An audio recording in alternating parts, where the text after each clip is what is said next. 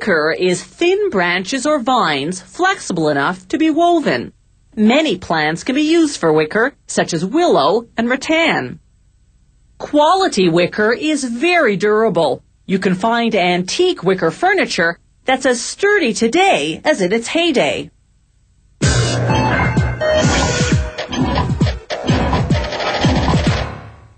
The oldest piece of wicker on record dates back to 1400 BC. Archaeologists discovered it in Egypt, where in ancient times people used wicker chairs. Hand-woven wicker furniture was the rage in Europe and North America in the 1800s. To meet this demand, trade schools churned out master wicker weavers. But by the 1930s, manufacturers developed a paper fiber to mimic the look of wicker and large mechanized looms to do the weaving.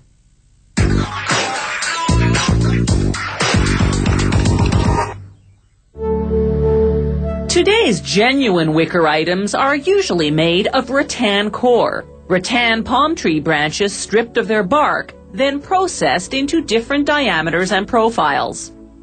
At this workshop, they use a manual loom to weave wicker hampers.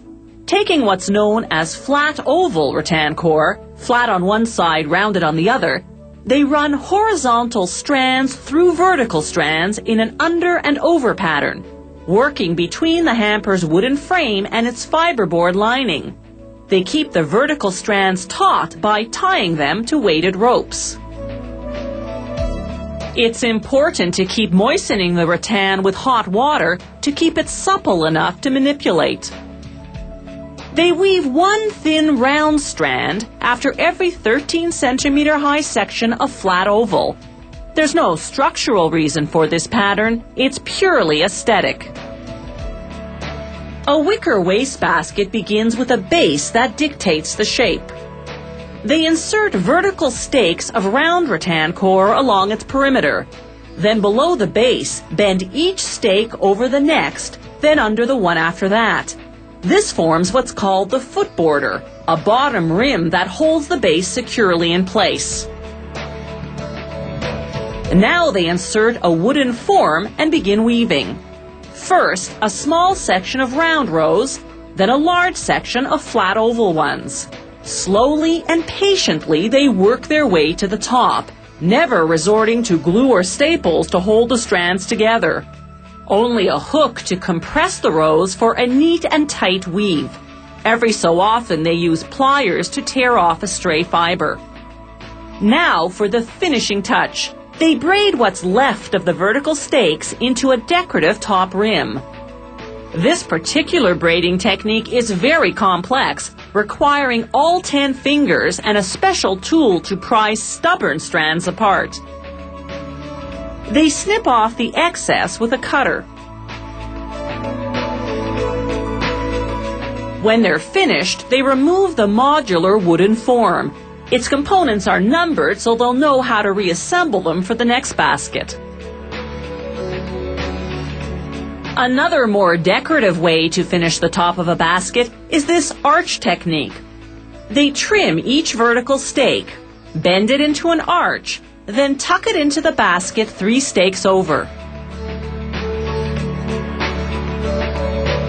This measuring tool ensures the arches are of equal height, while this metal device creates a space into which to tuck each stake.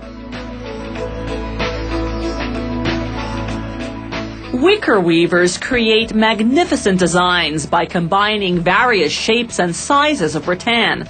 A strand can be as thick as a pencil or as thin as a needle.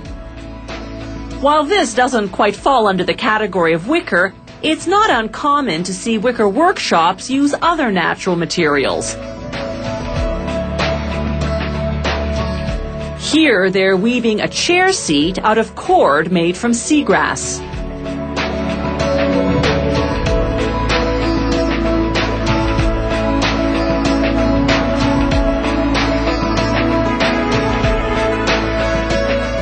There's also wicker seating material. This pre-woven sheet is called cane seating or rattan peel. It's made from the bark stripped off the rattan branch. First, they force it into a groove in the chair's wooden frame. Then they glue in what's called spline, a strip of rattan core with a pointed edge. They wedge that edge into the groove, hammering it down to hold the rattan peel in place. Then they trim off the excess. Because wicker is wood, it can be stained or painted, or left its natural color. Whatever the finish, they give it 2 or 3 coats of varnish for protection.